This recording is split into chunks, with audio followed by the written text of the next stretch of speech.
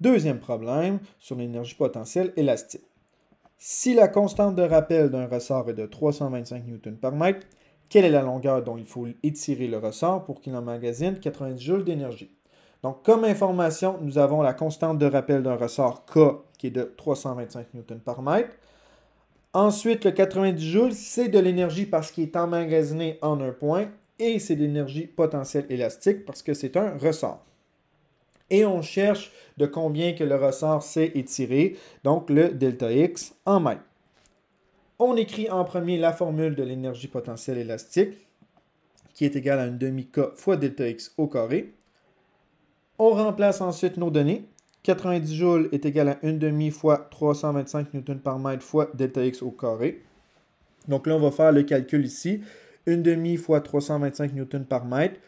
Comme le 1 demi n'a pas été de mesure, ben ça va tout simplement donner 162,5 Newton par mètre fois delta X au carré, qui est égal à 90 joules.